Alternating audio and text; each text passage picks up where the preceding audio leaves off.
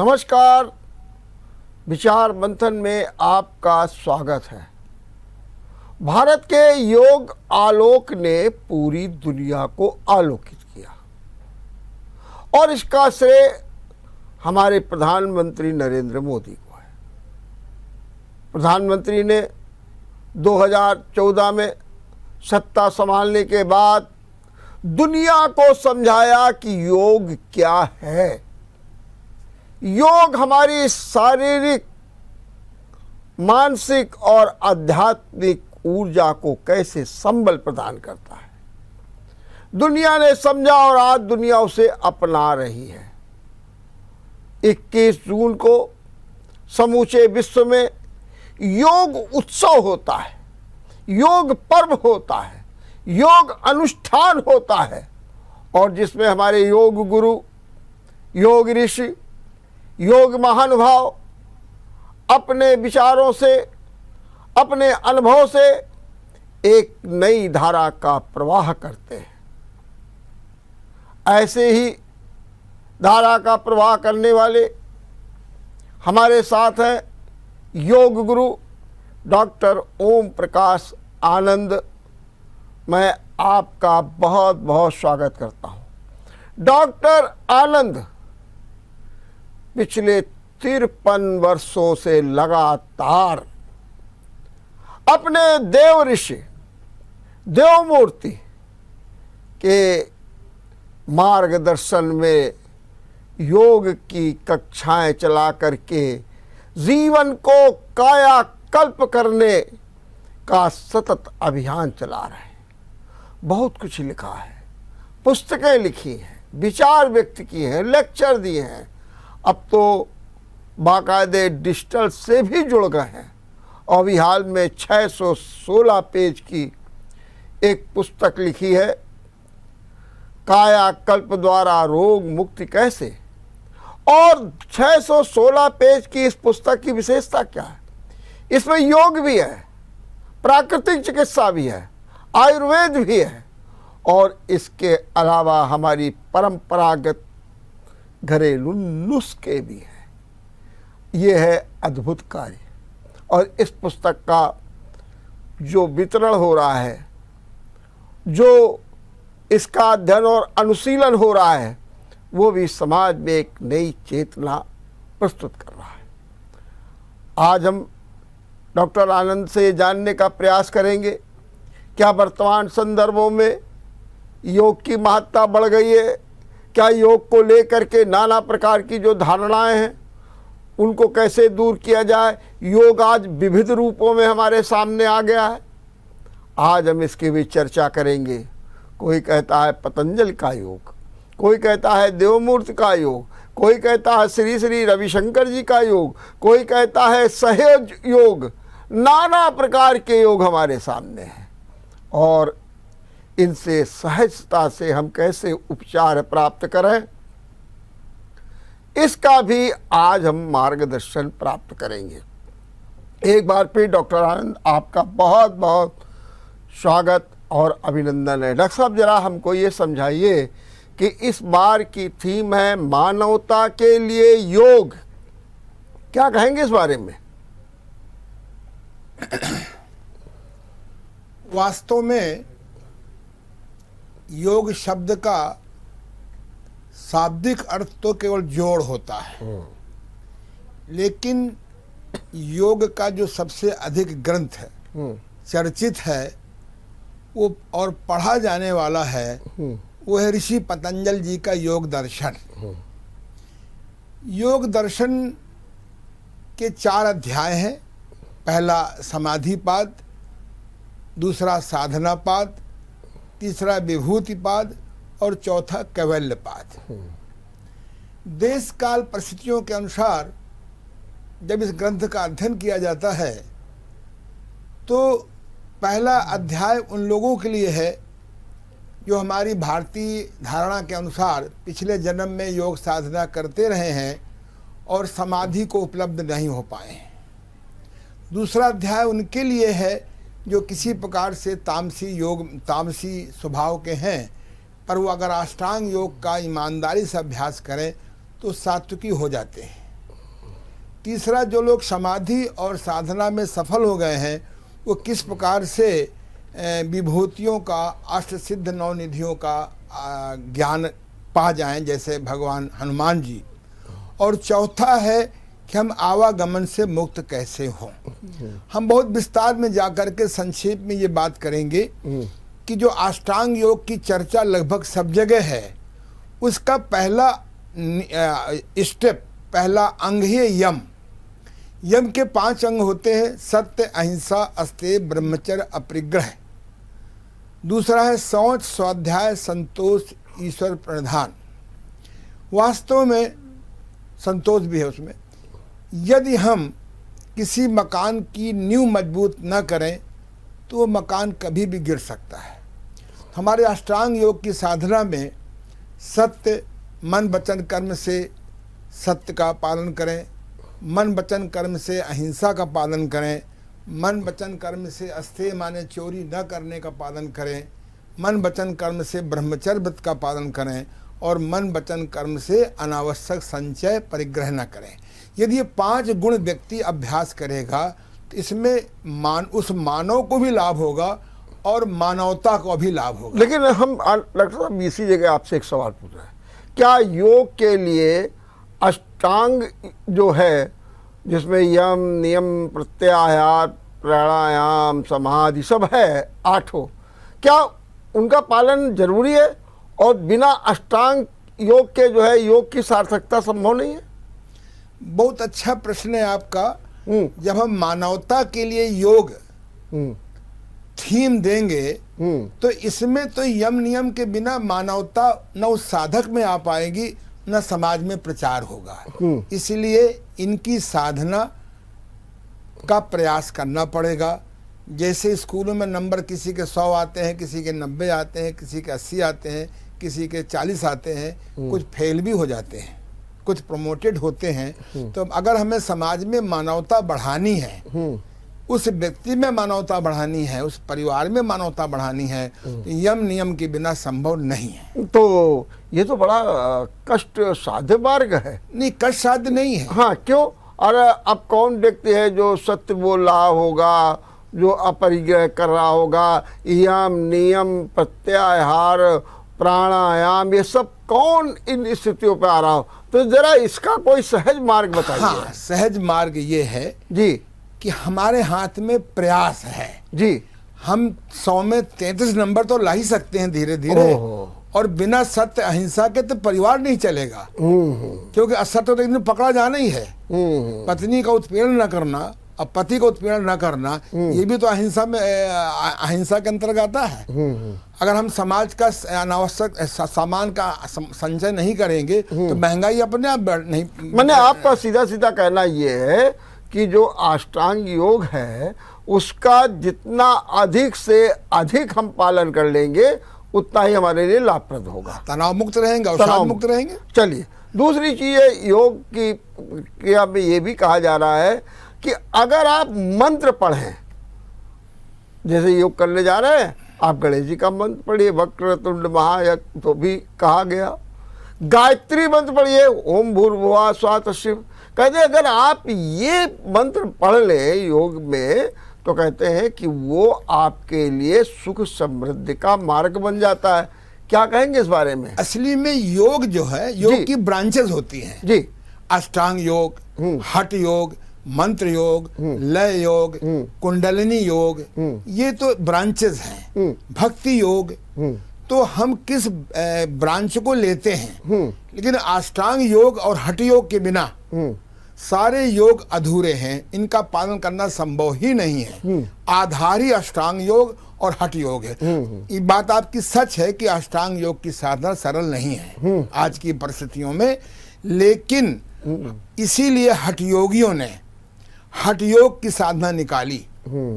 अगर किसी व्यक्ति का शरीर बीमार है, उसकी इंद्रियां शिथिल है, उसका मस्तिष्क निगेटिविटी से भरा हुआ है, उसके लिए हठ योगियों ने हठ योग निकाला। जैसे अष्टांग योग में 6 पार्ट होते हैं, यम नियम, आसन, प्राणायाम, प्रत्याहार, धारणा, ध्यान, समाधि। ऐसे ही हठ योग में षटकर्म, योगासन, प्राणायाम, मुद्रा, बंध, नाद अनुसंधान।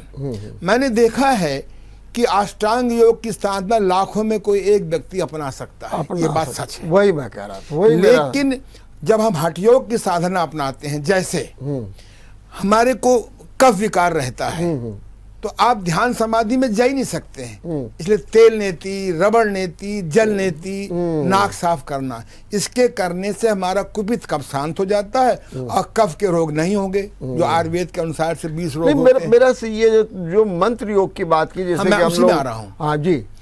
इसी प्रकार से जब हम कुंजर करेंगे तो पित्त के रोग नहीं होंगे, जब हम बस्ती गणेश क्रिया करेंगे तो कफ के मल के रोग नहीं होंगे। तो अगर हमें मंत्र योग की साधना करनी है, तो अगर हमारे शरीर में वायु विकार है तो मंत्र योग और नुकसान कर जाएगा। अच्छा। तो पहले जाने कि मंत्र योग होता क्या है। मन तंत्र, जो मन का विज्ञान है, हम जब किसी बात को बार बार दोहराते हैं तो कॉन्शियस माइंड से, चेतन मन से सब कॉन्शियस माइंड अवचेतन मन में चला जाता है, और अवचेतन मन एक उपजाऊ खेत है। अब इसके लिए जो पश्चिम जगत के लोग हैं, उन्होंने निकाला है पॉजिटिव ऑटो सजेशन। हमारे देश के लोगों ने इसमें 3 प्रकार के मंत्र, मान लो गणेश जी का मंत्र है, किसी आदमी गणेश जी से श्रद्धा है, अगर अपने शरीर को शुद्ध रखते हुए, वायु विकार से मुक्त रखते हुए, कफ विकार से मुक्त रखते हुए, पित्त विकार से मुक्त रखते हुए, अगर वो श्रद्धा के साथ, मूर्ति के साथ अगर गणेश जी का मंत्र जप करता है श्रद्धा के साथ, तो गणेश जी की उसके जो गणेश जी के गुण हैं उसको लाभ मिलेगा। तो हमारे मंत्र योग में गणेश जी का भी मंत्र है, माँ सरस्वती का मंत्र है आदि। इसी प्रकार से हमारे यहाँ शब्द ब्रह्म है। जैसे आपको क्रोध बहुत आता है, आप एक शब्द दोहरा सकते हैं, हिंदी का मंत्र ऑटो सजेशन, ईश्वर की कृपा से क्रोध की परिस्थितियों में मैं शांति बनाए रखता हूँ। बार बार लिखेंगे, बार बार दोहराएंगे, कहते कहते सो जाएंगे। तो मेरा चैलेंज है कि 8-10 दिन में गुस्सा आपका बहुत कमजोर हो जाएगा। इसी प्रकार से किसी भी मेंटल वायरस को हमें क्या गुस्सा को दूर करने का आपने ये तरीका बताया है, बहुत सरल है। हाँ, कि किसी व्यक्ति को बहुत गुस्सा आता हो और कहते हैं, तो क्या आपने कहा कि जब गुस्सा आता है तो मैं शांति प्राप्त कर लेता हूँ, इस तरीके से लिखे? वो शांति का एक ऑटो से है। जब हम इसको रात को कहते कहते सो जाएंगे, हाँ। तो सब कॉन्शियस माइंड में चला जाएगा। जब हम दिन में लिखेंगे तो सब कॉन्शियस माइंड में चला जाएगा। जो बात सब कॉन्शियस माइंड में चली जाती है वो संस्कार और सृष्टि और उत्पादन बन जाता है। ये बात तो आपने एक कहा कि मंत्र योग एक किसी समसामयिक बिंदुओं पर होता है, वैशिष्ट में होता है, हर जगह किसी चीज़ का पालन नहीं किया। तो सामान्य रूप से जो योग की बात है, जैसे कल भी सब जगह योग होगा और उसमें प्राणायाम, ध्यान, अनुलोम विलोम ये सब होंगे, इनको आप किस रूप में देखते हैं? असली में जैसे समुद्र में एक बर्फ का टुकड़ा दिख रहा है, तो कहते हैं 10% दिखता है और 90% छिपा रहता है। अगर जहाज, पानी के जहाज में अगर व्यवस्था ऐसी नहीं है कि नीचे का टुकड़ा न देख सका तो टकरा जाएगा। ऐसे योगासन और प्राणायाम, मुद्रा और बंध और षटकर्म ये दिखते हैं। इसके पीछे 90% हमारा नाद अनुसंधान है, मेडिटेशन है, समाधि है। तो ये आमतौर से लोग दिखता है कि योगासन है, तो लोग समझते हैं योगासन ही योग है। अच्छा है, शुरुआत में हमने भी शुरुआत योगासन से शुरू की थी, फिर प्राणायाम आया, फिर मंत्र आया, फिर नादि समाधि आई। तो ठीक है, शुरुआत की पढ़ाई प्राइमरी की पढ़ाई है।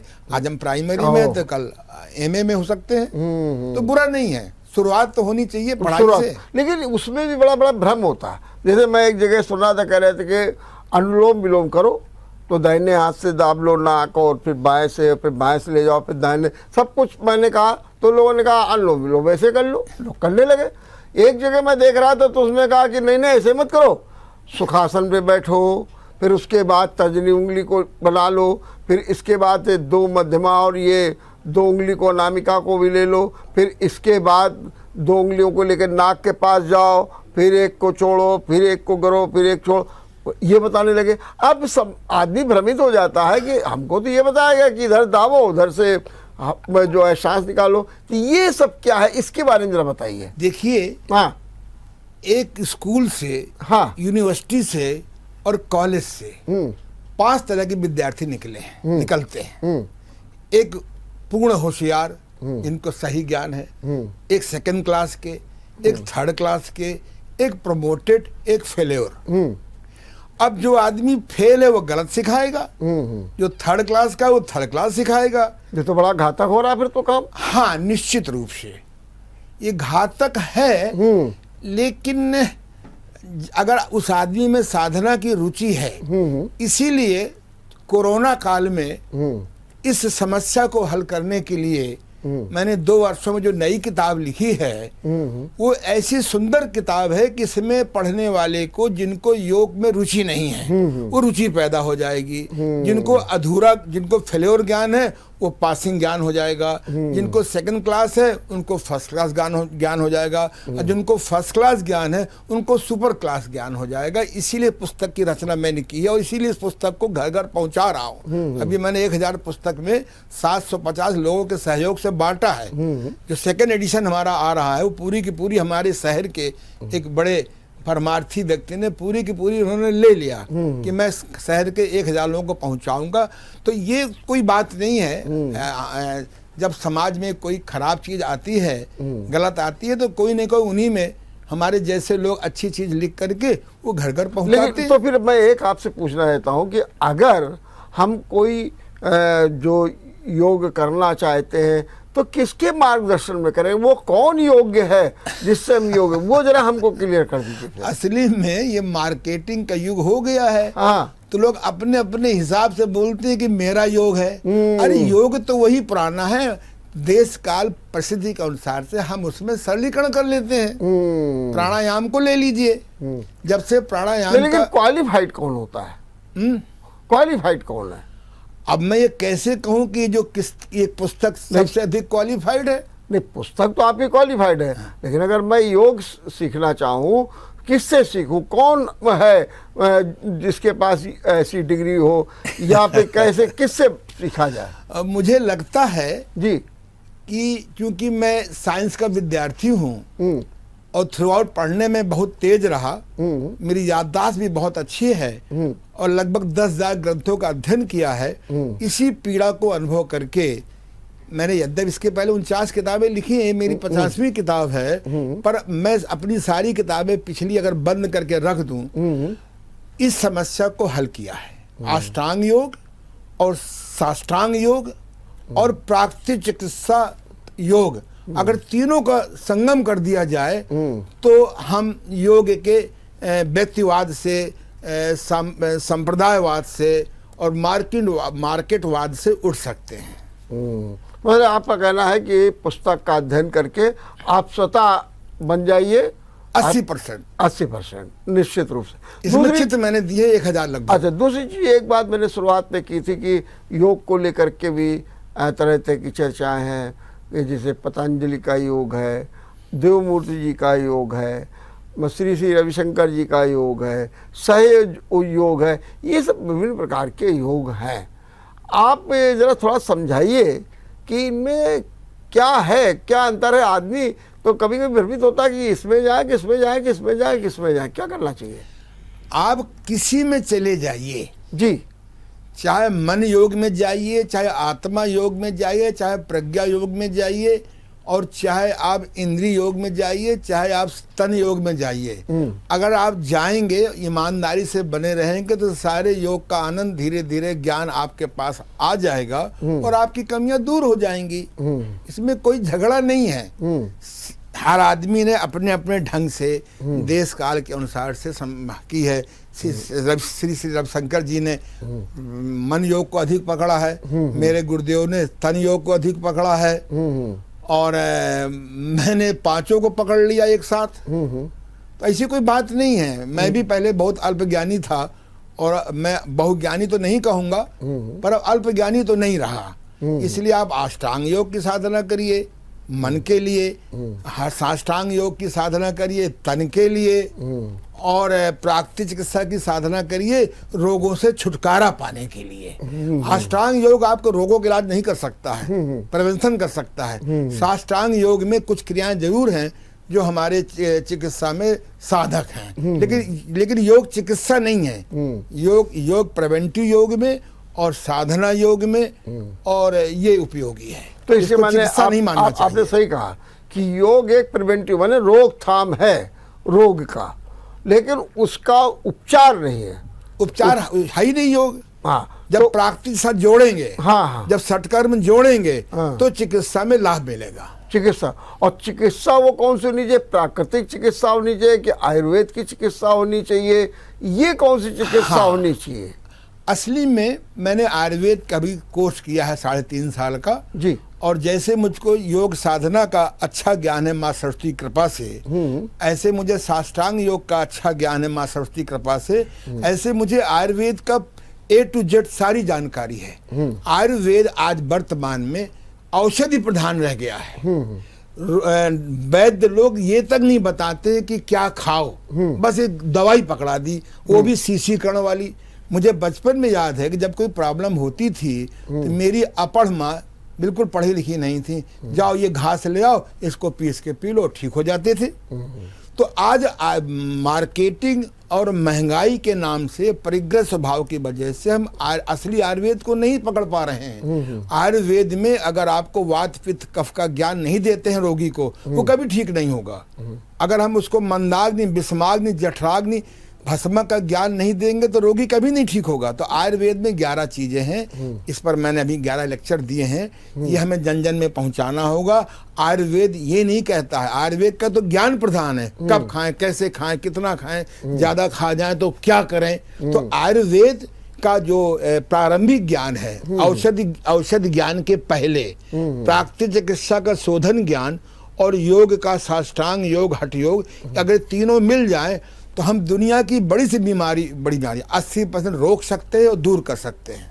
देखिए, प्राकृतिक चिकित्सा में तो कहते हैं कि जल, वायु, मिट्टी, इसका उपयोग होता है, तो उसका तो अब कहीं ना कहीं जो है उपचार रह नहीं गया।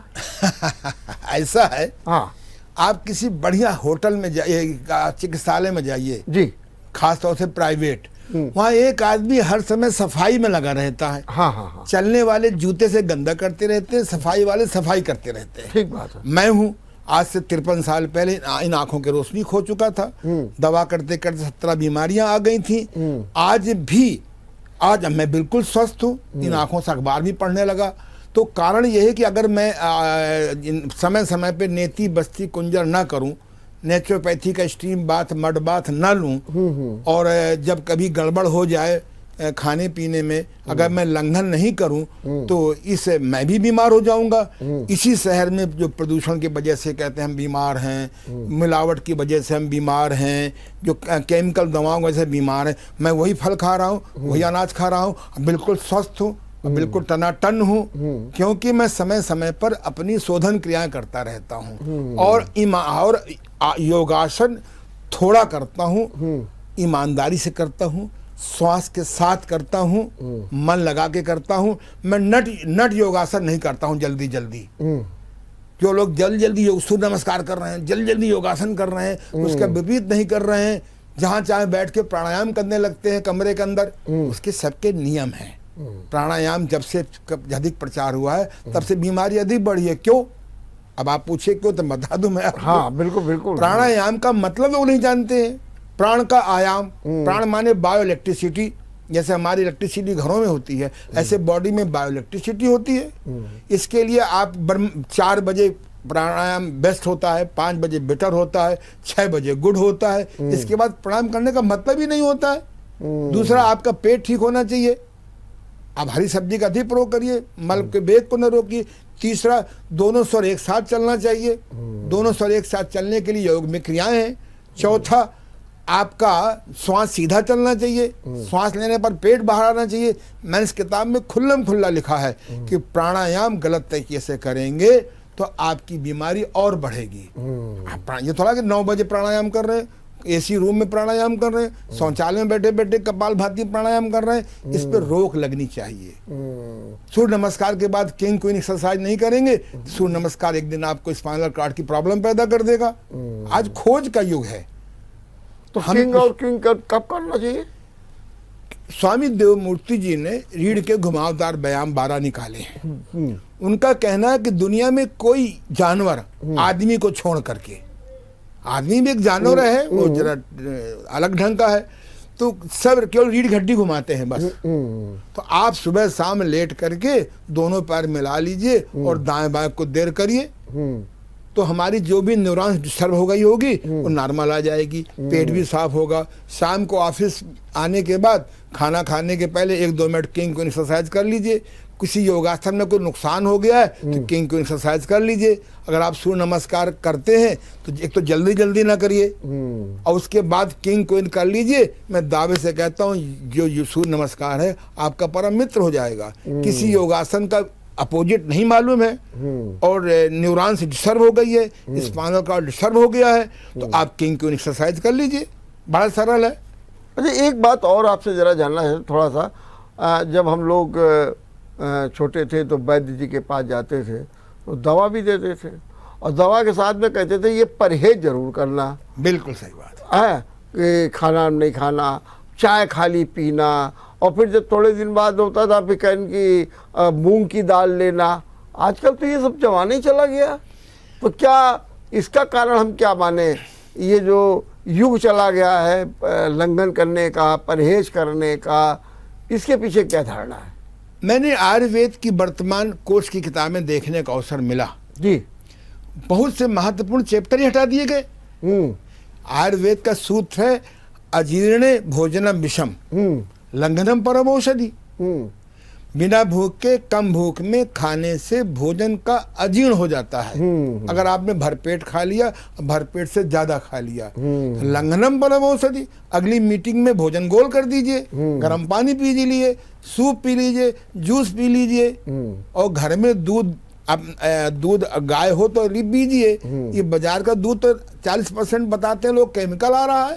और मैंने तो दूध बनाने की विधि लिखी है अपनी नई किताब में। आप अपने घर में बिना गाय के, बिना भैंस के, बिना जानवर के आप घर में दूध बना लीजिए, चाहे मूंग का, चाहे सोयाबीन का, चाहे बादाम का। तो आप जो है दूध, जो चीज हजम नहीं होती है वो ताकत नहीं देती है।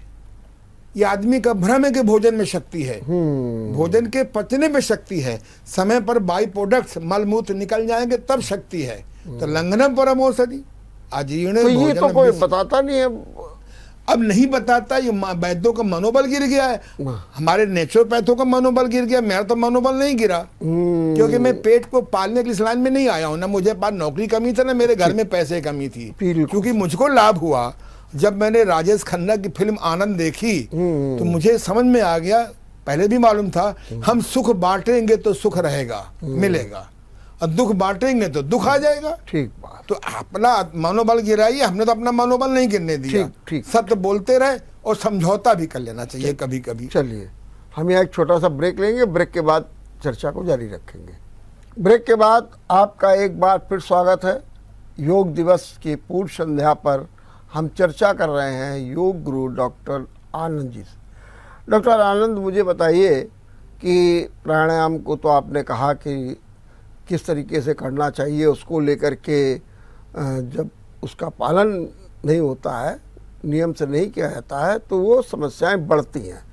ऐसे ही एक ध्यान, व्यक्ति ध्यान करता है और ध्यान करने आंखें मूंद ली, ईश्वर का ध्यान करें, लेकिन नाना प्रकार के झंझावात उसके सामने आते हैं। जिस उद्देश्य और जिस पवित्रता के साथ वो ध्यान करना चाहता नहीं हो पाता। कई बार मैंने सुना कि आप साक्षी ध्यान पर बहुत जोर देते हैं। कृपया करके जरा ये समझाइए, साक्षी ध्यान कैसे है और आदमी कैसे ध्यान लगाए? ध्यान के बारे में योग विद्या में जितना भ्रम जाने अनजाने फैल गया है, उतना भ्रम योगासनों के बारे में भी नहीं फैला, उतना भ्रम प्राणायाम का भी नहीं फैला। क्योंकि मेरा खोजी माइंड है, विज्ञान का विद्यार्थी हूँ, इस पर बहुत अध्ययन किया। 8 वर्ष तक न जाने कितने बड़े बड़े योगियों से मिला, पर मैं संतुष्ट नहीं हुआ। एक योगी ने मुझसे कहा कि अगर आपको ध्यान समझना हो तो इलाहाबाद के कश्मीर होटल के मालिक के पास जाओ, डॉक्टर शंभूनाथ जी, जो मेरे गुरु हैं। मैं ढूंढ रहा था पीले कपड़ों में, दाढ़ी में, इन तीर्थों में, और वो मुझे मिले इलाहाबाद में। उन्होंने मुझे अपने पास 9 दिन रखा और उन्होंने बताया कि ध्यान से आध्यात्म निकलता है, आध्यात्म से ध्यान नहीं लगता है। जब मैंने बहुत अध्ययन किया, फिर मैंने भैरव तंत्र का अध्ययन किया। उसमें 112 प्रकार की ध्यान पद्धतियाँ थीं, वो भी गले में नहीं उतरा।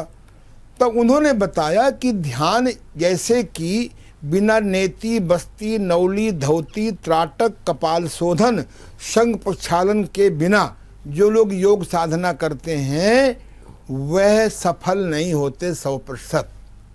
ऐसे ही पहले समझिए ध्यान की अंग्रेजी क्या होती है। ध्यान की अंग्रेजी होती है कंसंट्रेशन, और ध्यान योग की अंग्रेजी होती है समाधि अर्थात मेडिटेशन। ये डिफरेंस नहीं मालूम। बाह्य जगत के लिए हमको ध्यान की आवश्यकता है, पर अंतर जगत के लिए हमको समाधि की आवश्यकता है। अब समाधि के बारे में सुनते ही लोग भड़क जाते हैं, ये तो बाबाओं की चीज है। नहीं, बाबाओं की चीज नहीं है। अष्टांग योग में स्पष्ट रूप से लिखा है कि बिना समाधि के चित्त की वृत्ति का निरोध नहीं हो सकता और हमें अपने स्वरूप का ज्ञान नहीं होगा। तो इसलिए मैंने साक्षी ध्यान क्यों निकाला। एक बहुत बड़े योगी हुए हैं, मैं उनको प्रणाम करता हूं।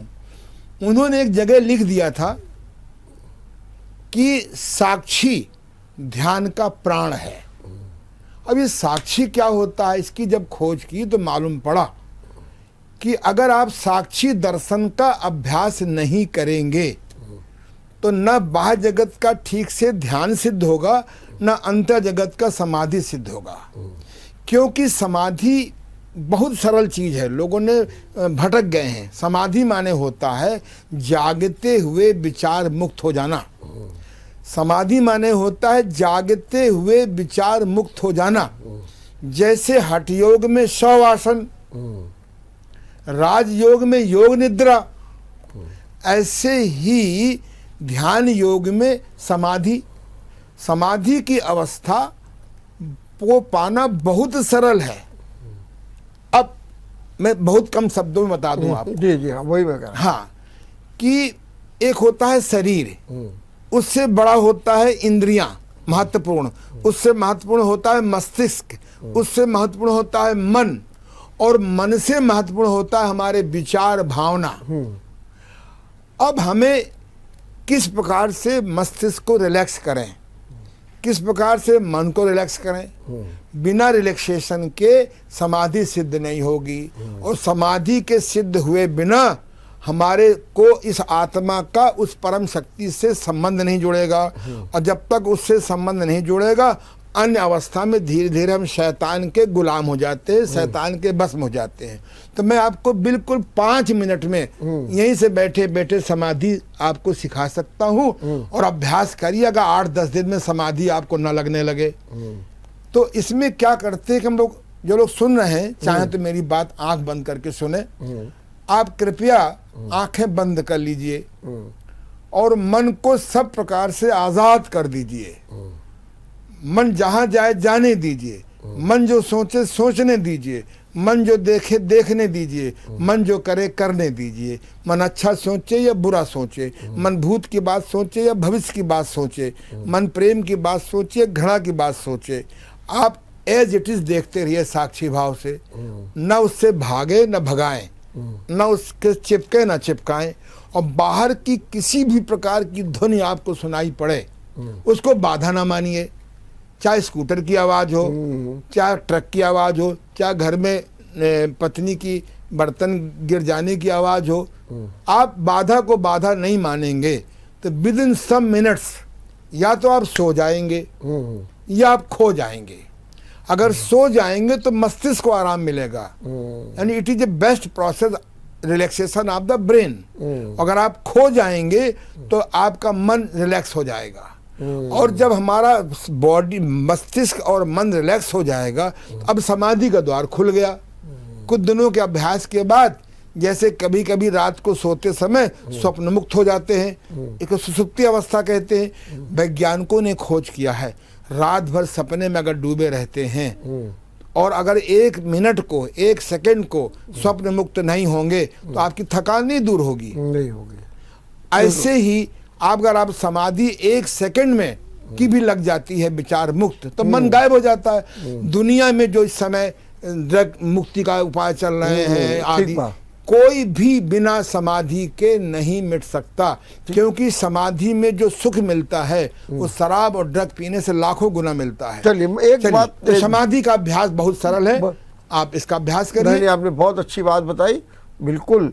और निश्चित रूप से मुझे भी लग रहा है कि जो आप बातें बता रहे हैं साक्षी ध्यान की, वो बड़ी ही अद्भुत है। ये पहला खंड है। हाँ, पहला। दूसरा मैं एक भी आपसे थोड़ा सा जानना चाहता हूँ कि कहा यह जाता है कि योग आप करें तो बिना किसी डॉक्टर की सलाह के विशिष्ट रोगों में मत करें, नहीं तो नुकसानदायक हो सकता है।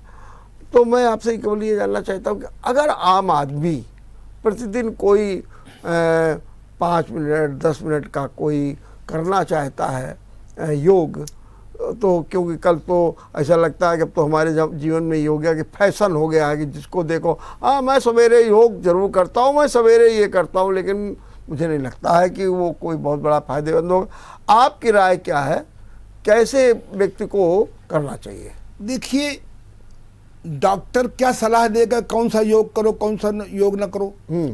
अभी मैं एक आंदोलन चला रहा हूँ, योग शिक्षक बनिए। योग शिक्षक बनिए।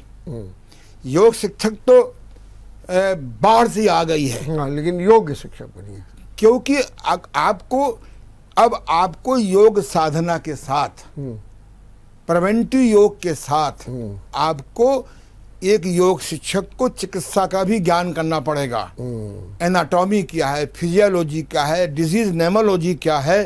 अगर किसी के लीवर में सूजन है और आपने करा दिया मंडूक आसन, आपने करा दिया पश्चिमोत्तानासन, तो गई भैंस पानी में। तो इसीलिए तो मैं कह रहा हूँ कि मैंने कहा कि डॉक्टर्स की सलाह के बिना मत करिए। नहीं, योग चिकित्सक डॉक्टर बनना पड़ेगा ना, सही बात है।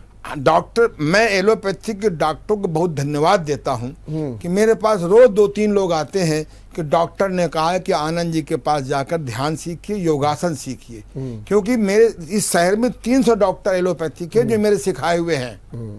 तो आपको, जैसे मान लीजिए अभी एक मित्र थे, उनके गांठ थी पैंक्रियाज में, उनको मैंने बहुत रोका कि ये कपालभाति ना करो, नहीं तो आपकी जिंदा कपाल क्रिया हो जाएगी। ये मैंने मन में कहा बाद वाली बात, वो नहीं माने, आखिर सूजन और बढ़ गई, कैंसर के नाम से आज तड़प रहे हैं।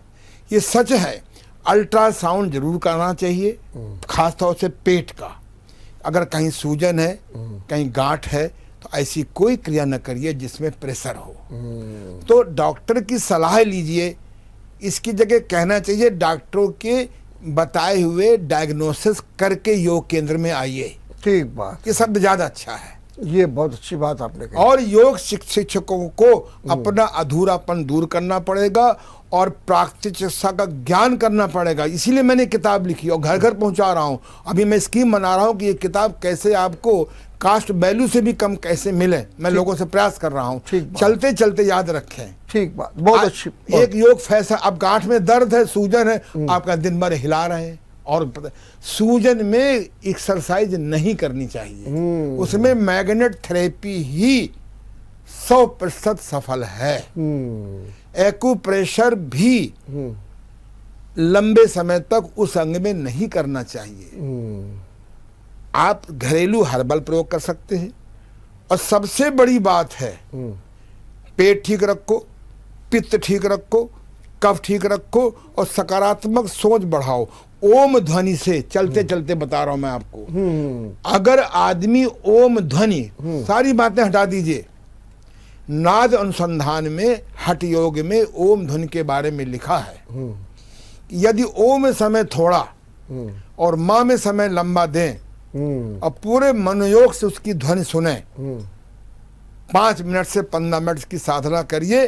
अगर 1 महीने के अंदर आपको आधा गिलास जो खाली दिख रहा है साधना के अभाव में आधा गिलास भरा दिखाई पड़ने लगा, और जो आपको गिलास पानी से बिल्कुल खाली है वो आपसे हवा से भरा दिखाई पड़ने लगेगा। अगर लाइफ में पॉजिटिविटी लानी है तो आपको ओम ध्वनि की साधना करनी होगी।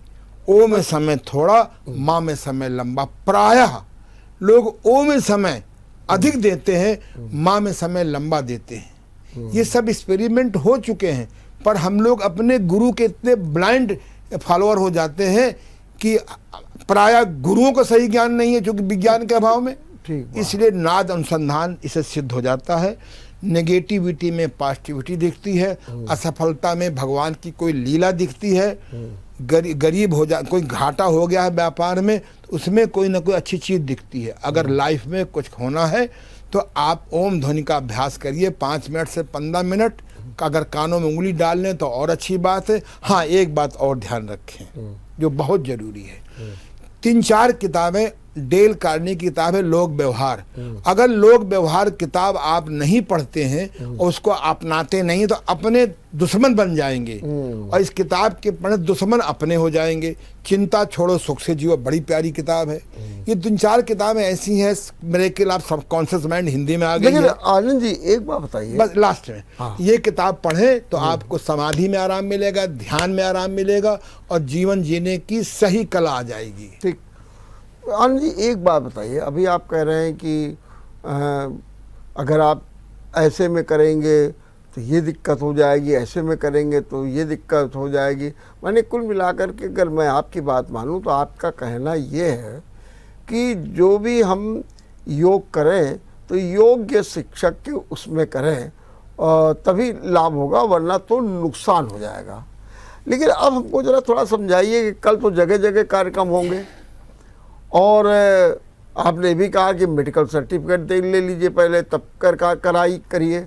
तो कल तो जगह जगह होंगे, भीड़ होंगे, 40-40 हज़ार, 1-1 लाख लोग रहेंगे और सब योग करेंगे, तो ये तो बड़ा नुकसानदायक हो जाएगा। देखिए, 2 बातें याद रखिए। हाँ, किसी चीज़ के प्रचार प्रसार के लिए जागरूकता जरूरी है जी। अब इसमें जो अनन्य भक्त हो जाएंगे, कुछ नुकसान हो भी जाएगा, तो गुरु ढूंढ लेंगे। अच्छा। और जहीं पर सत्य स्नेहु, सो तहि मिले न कछ संदेहु। सगल पदार्थ हैं जगमाही, खोज ही नर पावत नहीं। अब गुरु आवश्यक नहीं है कि हमें जिंदा गुरु मिले। अच्छी पुस्तकें भी किसी अच्छे गुरु से कम नहीं है। मैंने जितना ज्ञान इकट्ठा किया है 90% अच्छी पुस्तकों से किया है। आप कहीं गाड़ी फंसती है तो अदृश्य जगत ने मुझे गुरु से मिलाया है और गुरु से मेरे ज्ञान को पूरा किया है। अदृश्य जगत होता है को आप करिए, योग करिए, कुछ करिए तो नुकसान हो जाए तो हमारे जैसे लोगों से संपर्क करिए, वो भी आवश्यकता नहीं है। योग ऋषि ओम प्रकाश आनंद यूट्यूब में जाइए, मैंने योग शिक्षक बनने के 40 कैसेट दे दिए हैं। मैंने केवल 100 वीडियो दे दिए हैं। आप ये मानकर खोलिए कि सामने आनंद जी बैठे हुए हैं, सामने से योग गुरु से क्या नाम है, जो भी गुरु आप, तो इसलिए अब अच्छी पुस्तक है। ये पुस्तक लिखने का मेरा उद्देश्य यही है। कोई टिप्स देना चाहेंगे इस समय? देखिए, भगवान कृष्ण ने भगवत गीता में, मैं कभी अगर धोखे से ऐसा राजपाट मुझे मिल जाए, उसकी संभावना नहीं है, तो सबसे पहले तो मैं लोगों को समझाऊंगा कि भगवत गीता धार्मिक ग्रंथ नहीं है, सांप्रदायिक ग्रंथ नहीं है। इसमें जीवन विज्ञान लिखा हुआ है। उसमें लिखा है युक्ताहार विहारस्य युक्त चेष्टस्य कर्मसु युक्त स्वप्नाव बोधस्य योगो भवति दुखा। मेरे गुरु जी इसका अनुवाद कहते थे, हे योगाभ्यासी, तुमको योग से तभी लाभ होगा जब आहार सही करोगे, विहार सही करोगे, कर्म सही करोगे, रात का सोना सही करोगे, और बोध सही होगा, जाग सही करोगे, मेडिटेशन सही करोगे। इसको थोड़ा मैंने बदल दिया है।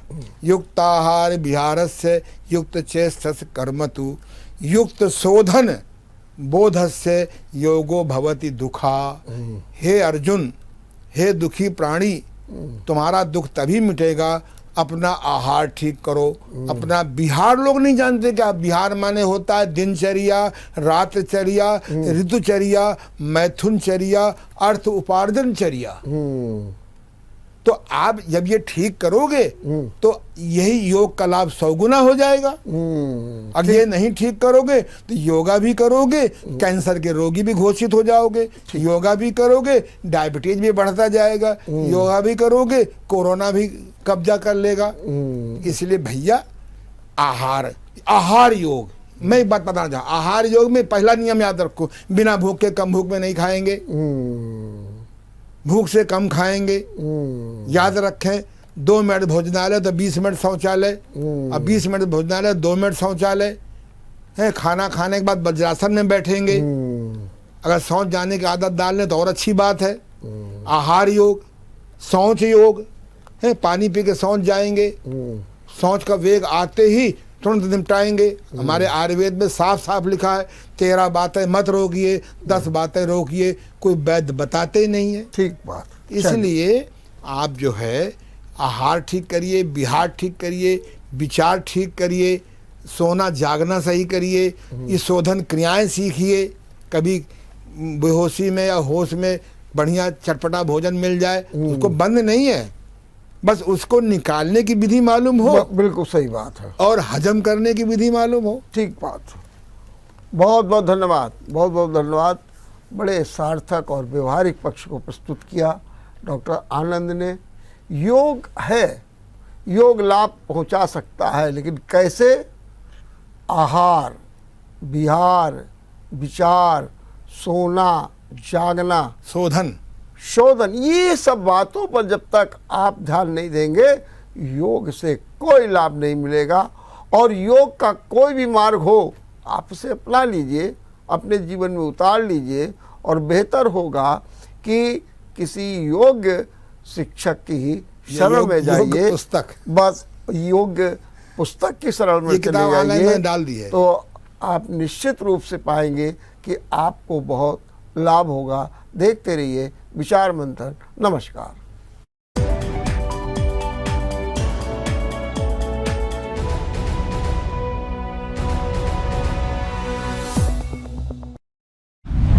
अगर आपको हमारा वीडियो पसंद आया हो तो हमें लाइक करें, सब्सक्राइब करें और ज्यादा से ज्यादा शेयर करें। और हाँ, बेल आइकॉन दबाना ना भूलें ताकि हर खबर का अपडेट आप तक पहुंचे तुरंत। आप हमें इंस्टा, ट्विटर और फेसबुक पर भी फॉलो कर सकते हैं। हमारी आईडी है @JMT News